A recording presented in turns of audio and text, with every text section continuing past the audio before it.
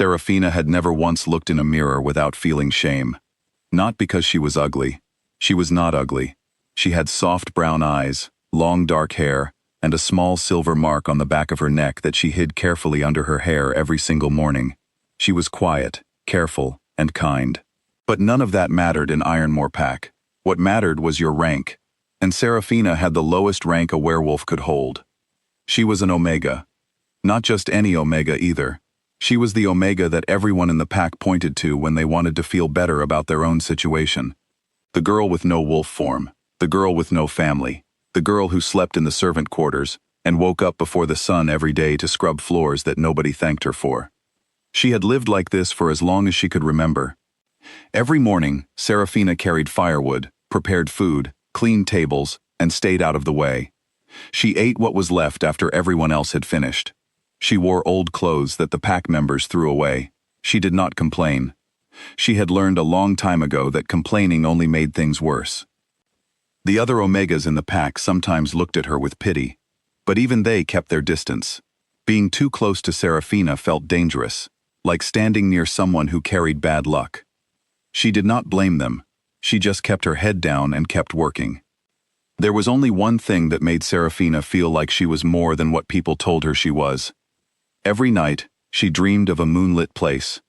A palace made of white stone, with long silver windows, and soft blue light pouring through them. In the dream, a woman with silver eyes always stood near a window and called her name in a voice so warm it felt like sunlight. She always woke up before she could reach the woman. She never told anyone about the dreams. She never told anyone about the silver mark on her neck either. Those two things were hers alone, and she held them close. Then, one cold morning, everything changed. Word came through the pack like a fire moving through dry grass. The Alpha King was coming. His name was Calum Drave, and he was the most powerful werewolf alive. He ruled all the packs across the continent, with a firm hand and a reputation that made even brave wolves nervous.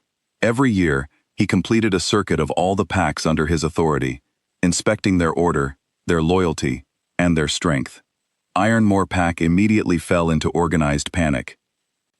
Pack Alpha Gorvin barked orders at everyone. The Great Hall was cleaned twice. Fresh food was prepared. Warriors were told to look strong. And the Omegas, including Serafina, were told clearly, stay in the back, stay invisible, serve what is asked of you, and do not speak. Serafina was used to being invisible. She tied her hair back, smoothed down her old gray dress, picked up a tray of goblets, and stood near the far wall of the Great Hall as instructed. When the king arrived, she felt the shift in the air before she even looked up.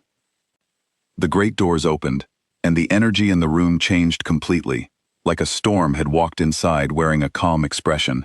Alpha King Calum Drave was tall, broad-shouldered, with dark hair and sharp gray eyes that moved across the room slowly and deliberately. He was not loud. He did not need to be.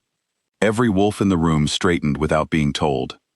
He walked forward with his second, a man called Commander Riven, and 3 royal guards. And then, in the middle of his formal entrance, he stopped. Not a small pause, a full stop, his feet planted. His gray eyes cut across the entire crowded hall and landed directly on Serafina, standing by the far wall with her tray of goblets. She felt the gaze like a physical thing pressing against her. Pack Alpha Gorvin stepped forward quickly with a wide smile and said something loud and welcoming that drew the king's attention away.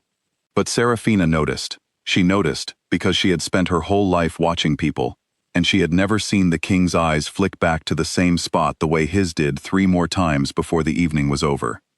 She did not sleep that night. Over the next 2 days, strange things kept happening. Serafina was carrying a bucket of water toward the kitchen when she turned a corner and found the king standing in the corridor, completely alone, looking at a painting on the wall. He glanced at her. She froze. He nodded, just slightly, as if greeting someone he already knew, and then walked away. The next morning, she was in the garden gathering herbs when she felt that same pressure again, and looked up to find him standing at the garden gate, watching her work. He did not say anything. He was there for only a minute before he turned and left. She changed her route 3 times that day. He still seemed to find the same spaces she was in. On the 3rd morning, She was alone in the storage room at the back of the kitchen, sorting jars on a shelf. She heard the door open and turned to find Calum Drave stepping inside and closing the door quietly behind him. She took one step back. "I am not going to hurt you," he said. His voice was deep and steady. "I only want to ask you one question." She stayed silent, her heart beating fast. He looked at her for a moment, not the way the pack looked at her, not with dismissal or pity or boredom. He looked at her, the way someone looks at a thing they thought they had lost forever. "Where did you get that mark?" he asked. She reached up instinctively, her hand going to the back of her neck. He watched her hand move, and something happened to his expression. The careful control that he wore like armor cracked, just for a second, and she saw something underneath it: grief, disbelief, and a sharp, bright fury that was not directed at her. He told her nothing else. He left. That night, lying in her small, cold room, Serafina heard voices through the thin wall. Pack Alpha Gorvin was in the corridor, speaking in a sharp whisper to his head Beta. "She was never supposed to be found," Gorvin said. "Burn the records. Everything, tonight." Serafina lay completely still and did not breathe for a long time. The next morning, before the sun was fully up, Commander Riven knocked on her door and told her, very politely, but very firmly, that the Alpha King had invoked the King's right of inquiry, and that the entire pack was required to assemble in the Great Hall immediately. She had never heard of the King's right of inquiry, but when she walked into the Great Hall and saw Gorvin's face, pale and tight with barely controlled fear, she understood that it was serious. The ceremony was old. She could feel that even in the air. Calum stood at the front of the hall and spoke in a formal, measured voice, stating that under the authority of the Royal Pack Charter, he was compelling full truth from the Alpha of Ironmore Pack regarding a specific matter of pack history. Pack bonds, old and deep, pulled the truth up from Gorvin, like water from a well. It came out slowly at first, and then all at once. 22 years ago, the Moon Sovereign, the ancient royal bloodline that existed before any pack system, the bloodline that carried the actual divine power of the moon, had been destroyed in a planned attack by a group of Alpha Lords who wanted that power gone. Every member of the Lunar Court was killed, except one. The infant daughter of the Moon Sovereign had been taken by Gorvin's father, who had planned to use her as a bargaining piece. But when the danger of keeping her became too great, he had done something simpler. He had placed a binding seal on the mark at the back of her neck, a seal that suppressed her blood, her power, and her wolf form. He had given her a false name, listed her in the pack records as an abandoned Omega child, and buried her in the lowest rank of the pack, where no one would ever look twice at her. The lunar throne had been empty for 22 years. The wolf territories had been slowly weakening without the Moon Sovereign line. Harvests were poor. Healings took longer. The connection between wolves and the moon, which had always been natural and easy, had become strained. Serafina stood in the great hall and felt the words land on her one by one, like stones dropped into still water. She was the lost daughter. She was the Moon Princess, the last of a bloodline that everyone believed was dead. The mark on her neck was not a birthmark. It was a seal. And the only person in the world with the authority to break it was standing 10 feet away from her. She did not react the way she might have imagined. She did not feel joy or relief or wonder. She felt rage. A clean, sharp, overwhelming rage that started deep in her chest and spread through her entire body. She had been starved. She had been mocked. She had been invisible for 22 years. She had woken up before dawn every day of her life to serve people who looked through her like she was furniture. She had spent her whole life believing she was the least important person in any room she walked into. And the entire time, this had been done to her deliberately. When Calum approached her and said quietly that he could break the seal, that her full power and her wolf form would return, she looked at him for a long moment and said one word. No. He did not push. He did not command. He simply nodded, like he had expected that, and took a step back. That was the thing that surprised her most. The most powerful werewolf alive, the man who could command any wolf in the world with a word. He stepped back. He gave her space. He waited. She spent 3 days in a small room that Commander Riven arranged for her, away from Gorvin and away from everyone. She did not speak to anyone. She ate. She slept. She sat by the window and stared at the moon at night, and tried to understand what she was feeling. On the 3rd day, she asked to speak to Calum. He came immediately. She told him she was not agreeing, because she believed the story, or because she trusted him, or because she had decided to take a throne, or carry a title.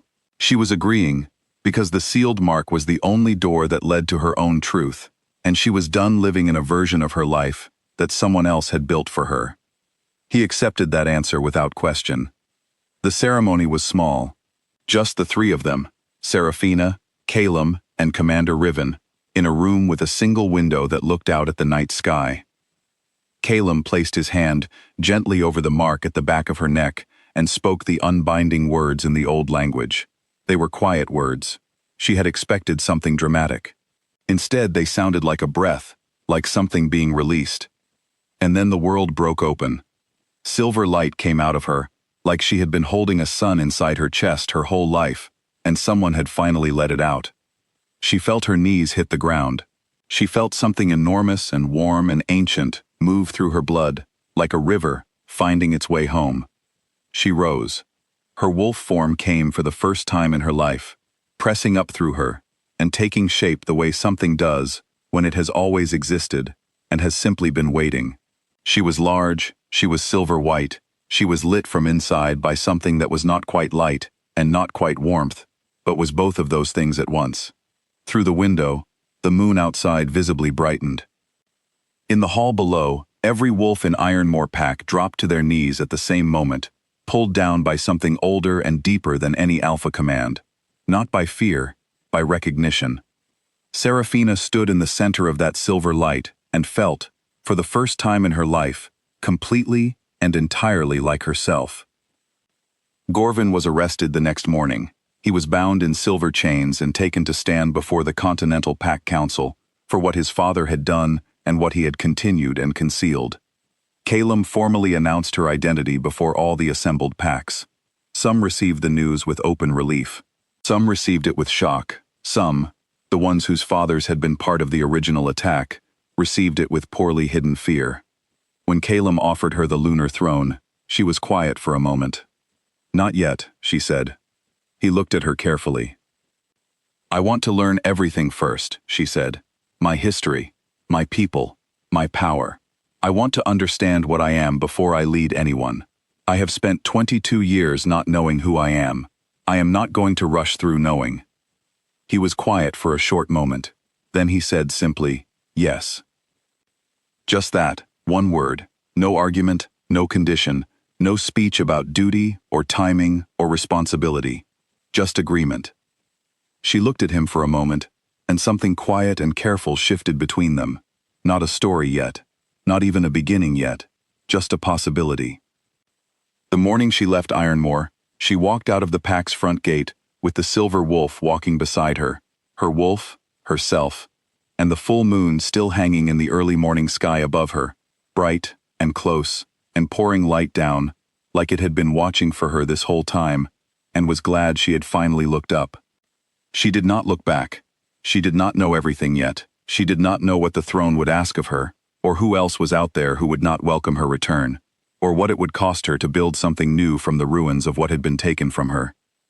But she knew her name, her real name, her bloodline, her mark, not as a thing to be hidden but as a thing that was hers, and she was never going to be invisible again.